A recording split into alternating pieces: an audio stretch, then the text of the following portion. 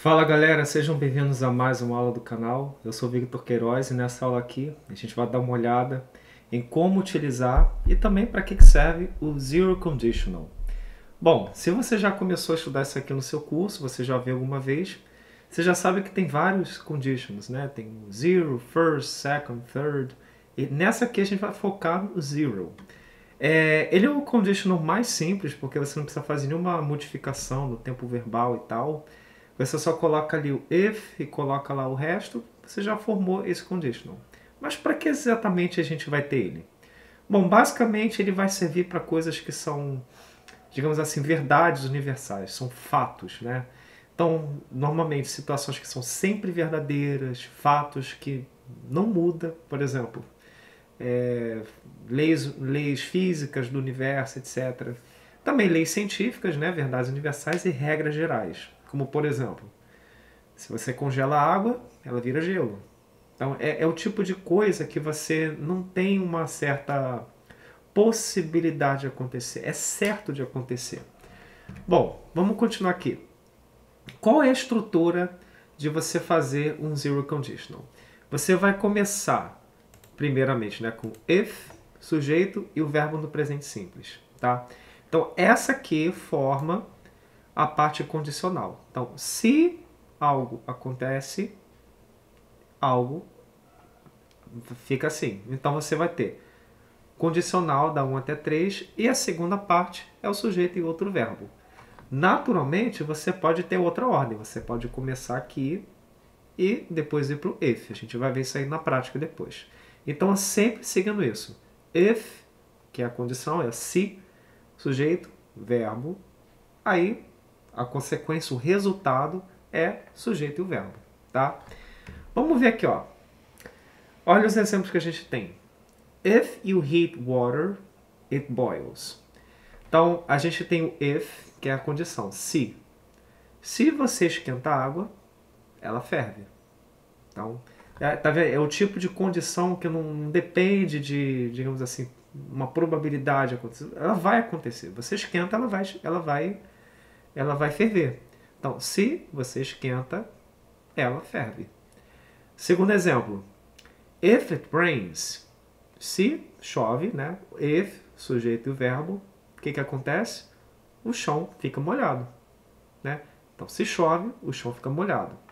Ou, por exemplo, if you mix red and blue, se você mistura vermelho e azul, you get purple, você obtém um roxo. Repara que essas frases aqui não são coisas do tipo, se eu juntar dinheiro, eu vou comprar uma casa. Né? Porque pode ser que você não compre, ou pode ser que você mude de ideia, ou pode ser que o dinheiro não seja suficiente. Esse tipo de condição que a gente vê aqui, com o zero conditional, você sempre vai ter no if, que é a frase que tem o condicional, um verbo no presente e o resultado também é o verbo no presente. E você sempre está falando desse tipo de coisa. Uma verdade universal, uma lei científica, tá bom? Eu tenho aqui algumas frases que já estão separadas aqui. E aqui a gente vai montar esse zero conditional, seguindo daquele jeito, né? Então a gente vai ter aqui no if. If, que é a condição. If mais sujeito mais presente. Vou escrever em inglês aqui, simple present, né? E, vou botar aqui de outra cor, o resultado, você vai ter aqui o sujeito mais simple present. Tá bom? Naturalmente, eu posso começar com o resultado e depois botar a condição. Ou, se eu quiser, eu faço do jeito tradicional, começo com a if clause e depois eu boto o resto. Olha só, essas frases aqui já estão semi-prontas. Então aqui, ó, drop an object, deixar o objeto cair, e fall, você soltar o objeto. Então, if you drop an object, it falls. Vitor, mas essa é uma frase idiota, né? É óbvio, né? Se você deixa cair, se você solta, você larga, ele cai, porque tem uma lei da gravidade. Mas é exatamente para isso que serve o zero conditional. Você fala de fatos que são certos de acontecer, uma lei científica. A frase é bem simples, bem, digamos assim, óbvia, porque o zero conditional trata de coisas assim mesmo, tá? Então, if you drop an object, it falls. Se você solta, né? Você, digamos assim, dropa ele cai, ele vai até o chão. E a gente pode, simplesmente, né? Deixa eu separar isso aqui.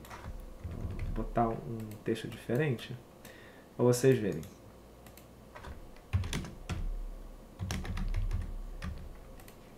Ó. É isso aqui mesmo. Então, it falls. If you drop an object, it falls. Eu poderia botar assim ao contrário. Mas aí, no caso, vou ter que trocar o sujeito, né? It falls. If you drop it. Eu tenho que manter o pronome ali, né? An object falls if you drop it. Um objeto cai se você solta ele. Ó, freeze water turn into ice.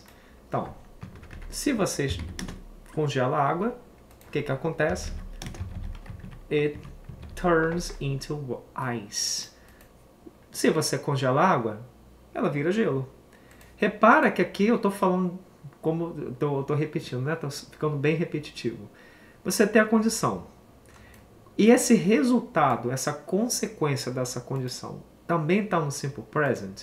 O que eu estou falando aqui? De algo que é factual, é um fato. Vai acontecer. E, aliás, acontece. Você congela a água, ela vira gelo. Não tem como ser diferente. O zero conditional fala disso. Você tem essa condição quando o resultado não tem como ser diferente, é para isso que ele existe, tá? Ou, por exemplo, if you touch fire, o que acontece? You get burned. Se você toca o fogo, você se queima, certo? Tem como ser diferente? Não. Ah, mas se eu tiver com uma luva apropriada, mas aí é outra frase, né? Outras frases, outra situação, outro contexto, enfim. Vamos ver a última aqui. If you press this button, computer stops. Se você pressiona esse botão, o computador para, né? Você tem um botão de liga e desliga. Se você aperta o botão de ligar, o que acontece? Ele para. Se você tira da tomada, desliga. Ou seja, o zero conditional vai tratar dessas situações que não tem como ser diferente. Se o conditional, que está aqui com if, sujeito e simple present, não tem como ser diferente o resultado dela, então você vai fazer o zero conditional ao invés do first, né? Porque o first é com o futuro. Aí você vai tratar de, por exemplo, leis científicas, fatos universais, coisas que são dessa natureza, tá bom? Espero que vocês tenham gostado dessa dica aqui. Fique ligado no canal para mais dicas e até a próxima. Valeu!